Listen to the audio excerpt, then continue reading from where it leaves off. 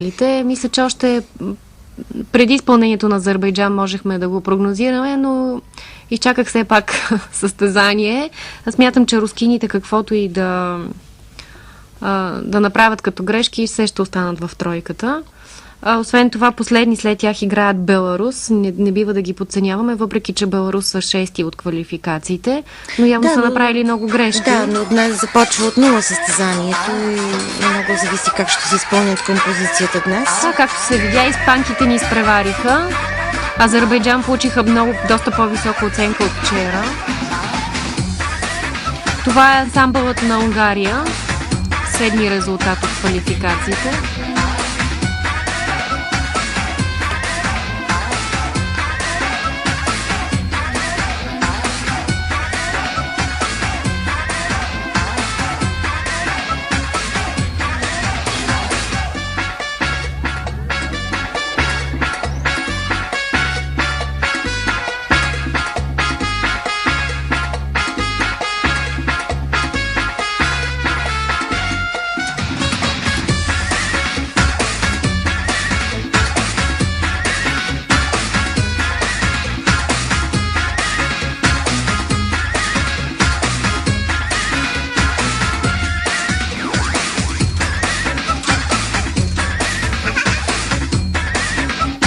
Интересна колаборация изпълниха.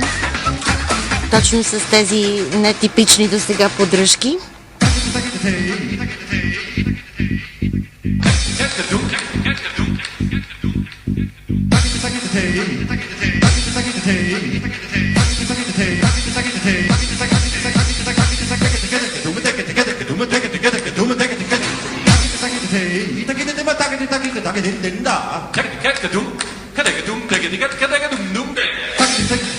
Малко се разминават музикално до този момент. Доста различно играят като ритъм и характер от музиката, която чуваме. Това трябва да се отрази на оценката им за композиция.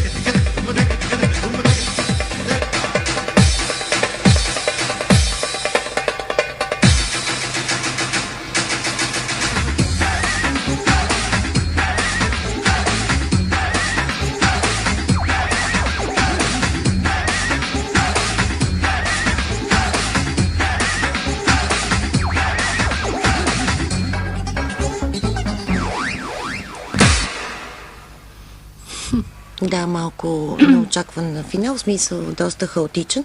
Доста по-слаба композиция от това, което наблюдавахме до момента. Да. И като изпълнение. Въпреки липсата на груби грешки, като качество на композиция и на заложените трудности, доста под това, което наблюдавахме до момента, изпълнени от Полша и от Испания, от България и от Азербайджан. И това, което се коментираше след квалификационния ден вчера, е, че повечето ансамбли, така общо заето, са се групирали в две групи по отношение на музикалния избор. Едната група са тези, които предпочитат и залагат на фолклорно звучене на своята страна, желание да представят по някакъв начин и музикално своята страна, не само като гимнастика. И другия тип са тези така налечените веселяшки, по-леки музики, каквато видяхме в момента. И ако първата част повече им подхождаше като настроение, като излъчване, то тази, особено средната част, предимно вокал и брас чувахме. Да, сложно за изпълнение, освен това не съответстваше изобщо на поставените движения. То няма как да се ответства за динамика. Деца, за тези деца, как да усетят тази музика и какво да покажат. По принцип, треньорите търсят по-леки и по-ритмични музики за тази възраст, тъй като самите деца повече им отива такъв тип музика. Те изглеждат по-детски, по-весели и така нататък. Аз опитах да си представя как по 6 часа на ден, по 6 часа на ден тренирайки слушат тези деца точно тая музика. Дали не им влияе психически? Възможно е, за съжаление, подбора се прави в 99% от треньорите. Да. Те решават какво да направят. Ето и резултата, разбира се, видяхте. Само по лекините оценка.